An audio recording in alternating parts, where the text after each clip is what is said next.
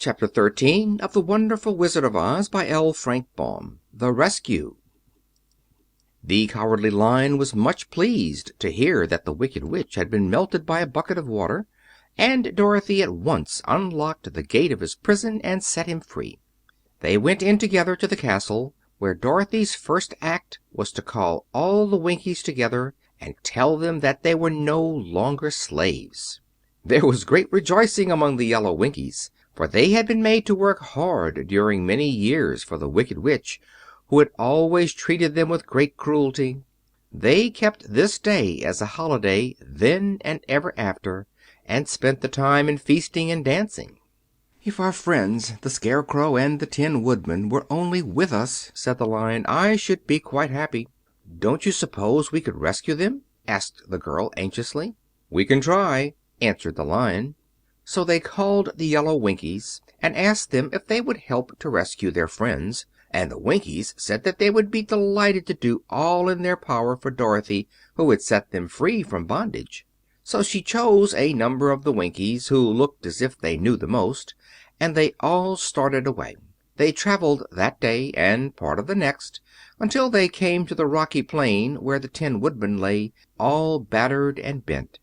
His axe was near him, but the blade was rusted and the handle broken off short. The Winkies lifted him tenderly in their arms and carried him back to the yellow castle again, Dorothy shedding a few tears by the way at the sad plight of her old friend, and the Lion looking sober and sorry. When they reached the castle, Dorothy said to the Winkies, "Are any of your people tinsmiths?" "Oh, yes, some of us are very good tinsmiths," they told her. "Then bring them to me," she said. And when the tinsmiths came, bringing with them all their tools in baskets, she inquired, "Can you straighten out those dents in the Tin Woodman, and bend him back into shape again, and solder him together where he is broken?" The tinsmiths looked over the Woodman very carefully, and then answered that they thought they could mend him so he would be as good as ever. So they set to work in one of the big yellow rooms of the castle, and worked for 3 days and 4 nights, hammering and twisting and bending and soldering and polishing and pounding at the legs and body and head of the Tin Woodman, until at last he was straightened out into his old form, and his joints worked as well as ever. To be sure, there were several patches on him, but the tinsmiths did a good job, and as the Woodman was not a vain man, he did not mind the patches at all.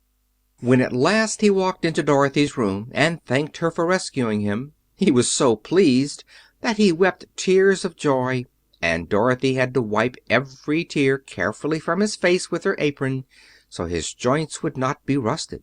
At the same time, her own tears fell thick and fast at the joy of meeting her old friend again, and these tears did not need to be wiped away. As for the Lion, he wiped his eyes so often with the tip of his tail that it became quite wet, and he was obliged to go out into the courtyard and hold it in the sun till it dried. "If only we had the Scarecrow with us again," said the Tin Woodman, when Dorothy had finished telling him everything that had happened, "I should be quite happy." "We must try to find him," said the girl. So she called the Winkies to help her, and they walked all that day and part of the next until they came to the tall tree in the branches of which the Winged Monkeys had tossed the Scarecrow's clothes.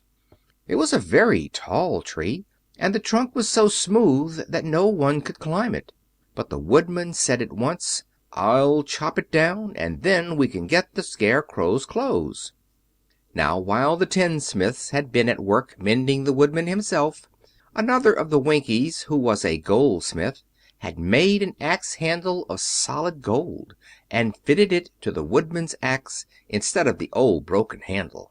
Others polished the blade until all the rust was removed and it glistened like burnished silver. As soon as he had spoken, the Tin Woodman began to chop, and in a short time the tree fell over with a crash, whereupon the Scarecrow's clothes fell out of the branches and rolled off on the ground. Dorothy picked them up and had the Winkies carry them back to the castle, where they were stuffed with nice clean straw, and behold, here was the Scarecrow, as good as ever, thanking them over and over again for saving him. Now that they were reunited, Dorothy and her friends spent a few happy days at the Yellow Castle, where they found everything they needed to make them comfortable. But one day the girl thought of Aunt Em and said, "We must go back to Oz and claim his promise."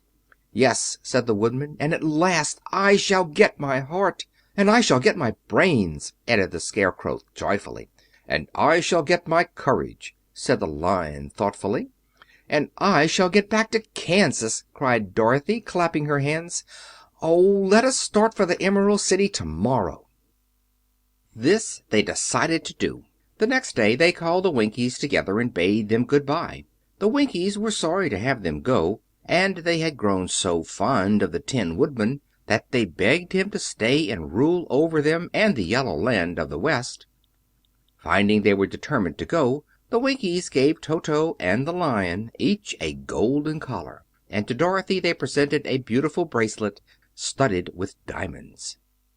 And to the Scarecrow they gave a gold-headed walking stick to keep him from stumbling. And to the Tin Woodman they offered a silver oil can inlaid with gold and set with precious jewels. Every one of the travelers made the Winkies a pretty speech in return, and all shook hands with them until their arms ached. Dorothy went to the witch's cupboard to fill her basket with food for the journey, and there she saw the golden cap. She tried it on her own head and found it fitted her exactly. She did not know anything about the charm of the golden cap, but she saw that it was pretty, so she made up her mind to wear it and carry her sunbonnet in the basket. Then, being prepared for the journey, they all started for the Emerald City, and the Winkies gave them 3 cheers and many good wishes to carry with them. End of chapter 13.